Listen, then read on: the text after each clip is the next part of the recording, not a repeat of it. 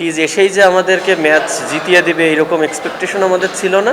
আমরা আসলে ওই আশাতেও মাঠে আসিনি। কি ভুল করছি ওইটা রিয়ালাইজ করারও সময় নেই, কারণ প্রতিদিন ম্যাচ। আমি মনে করি মাঝে যদি আরও সময় থাকে তাহলে নিজেদের শারীরিকভাবে হোক মানসিকভাবে হোক আরেকটু প্রস্তুত করে আসা যায়। আসলে উইকেটটা টি-20-র মতন ছিল না, বাট 120 আমি মনে করি যে আমাদের চেস করা উচিত ছিল, কারণ এতটাও খারাপ ছিল না যে 120।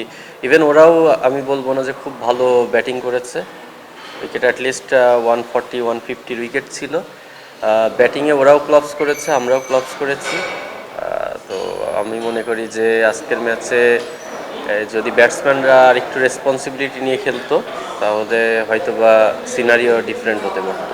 হ্যাঁ, হতে পারে। দেখেন, ওয়ার্কলোডের তো একটা বিষয় আছে প্লেয়ারদের ক্ষেত্রেও, যেমন যে আপনি টানা ম্যাচ খেললে একসময় যে বডি আর ওইভাবে সাপোর্ট দিতে পারে না, সেই উইকেটের ক্ষেত্রেও আপনি যদি খেয়াল করেন যে অনেক ঘন ঘন ম্যাচ হয়েছে, উইকেটও রেস্ট পায়নি, প্লেয়াররাও রেস্ট পায়নি।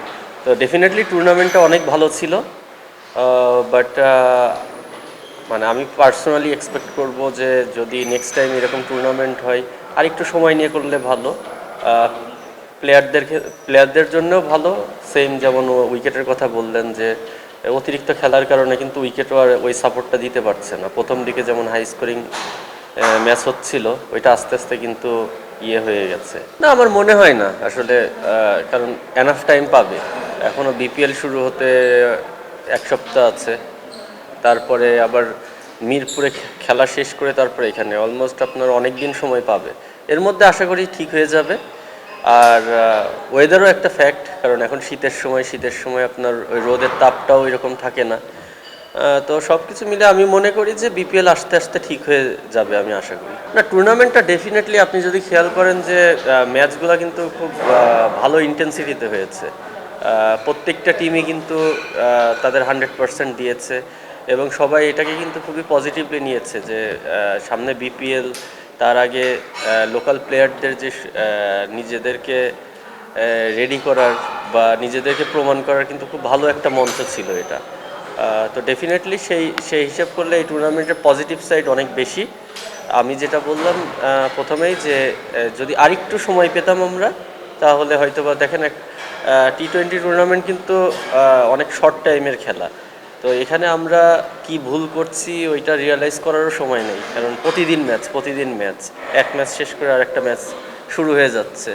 তো আমি মনে করি মাঝে যদি আরও সময় থাকে তাহলে নিজেদের শারীরিকভাবে হোক মানসিকভাবে হোক আরেকটু প্রস্তুত করে আসা যায়। Double million offer Walton fridge কিনে পেতে পারেন 20 লক্ষ টাকা, রয়েছে কোটি কোটি টাকার নিশ্চিত উপহার। না, এটা আসলে এটা ওর হয়তো বা কোনো প্রোগ্রাম প্ল্যান করা ছিল। এটা আসলে আমাদের টিম ম্যানেজমেন্টের তো কোনো বিষয় না, এটা ক্রিকেট বোর্ড বা ওর আন্ডারস্ট্যান্ডিংয়ের বিষয়। তো ওর 2টা ম্যাচ খেলার কথা ছিল, যে আজকে জিতলে পারে ফাইনাল খেলবে, এইভাবে প্ল্যান করা ছিল। টিম ম্যানেজমেন্ট এটাই জানে। আসলে এক্সপেকটেশন বলতে আপনার একটা টিম যখন খেলে রেসপন্সিবিলিটি সবার। শুধু যে ফিজ আমাদের জন্য এক্সট্রাঅর্ডিনারি কিছু করে দিবে, আমরা আসলে ওই আশাতেও মাঠে আসিনি।